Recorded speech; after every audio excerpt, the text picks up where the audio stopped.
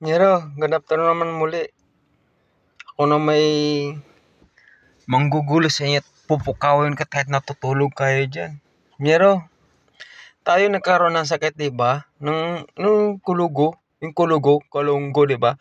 Yung kalunggo, para sa bulaklak, tutubo yan sa kamay, Nero. Pulang bulaklak yan eh. Tapos parang kalyo, gupitan mo ng gupitan, diba? Oo, mayroon yan ganyan eh. Tapos mayroon namang isang Nero dong yung kulugo na mata ng isda. Bubukol yung Nero tapos may si parang kalyo, tatanggalin mo yung kalyo. Tapos makikita mo yung sa loob para sa tusok-tusok na na sinulid. Ang hirap nun Nero, oo, ang hirap talaga, sobrang sakit yun.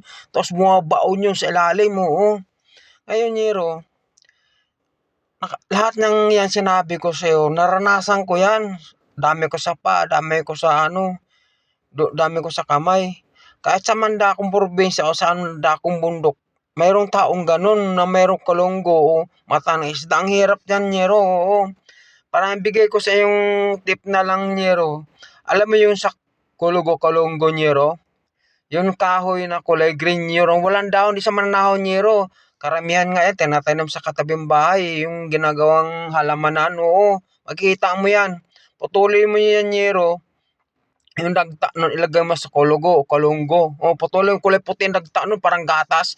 Pero ingat ka nun kasi nakakabulag yun. Oo. Pero yung kalunggo mo, hindi abutin na tanong buwan yan. Parang libag lang yan. Oo. Totoo yan, Nero. Oo. Tandaan mo yan. Yung kahoy na walang dahon, puro sanga-sanga lang. Green yan. Parang Christmas tree nga, tawagin mo eh. Makikita mo yan dyan. Oo, totoo yan, Nero.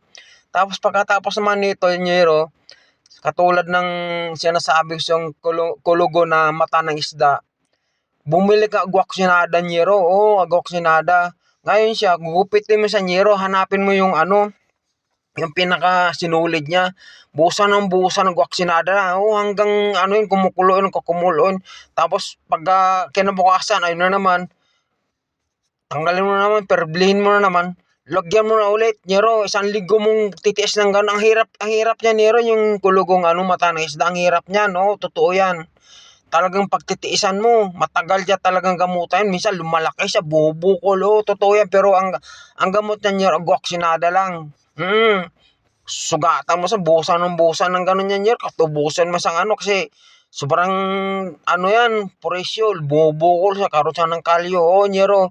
Basta sa akin mga tip, Nero, lagi mong sundan lang, Nero, kung meron kang ganyan, bumili ka lang ng ganyan, sundin mo lang, Nero, kasi ang hirap ng pera kitain ngayon, Nero. Oo, totoo yan. Para malaman mo rin kung iyan ang talagang tamang gamot. Kasi naranasan ko talaga, Nero, yan talaga gamot, Nero, eh. Oo. Yan, Nero, maraming salamat sa mga tip ko sa inyo. Sana'y masaya kayo. Kahit bumabagyo, Nero, dito lang ako, Nero, ha. Sana'y lagi yung nakangiti lang dyan. Say thank you, Nero. Thank you, ha. Salamat.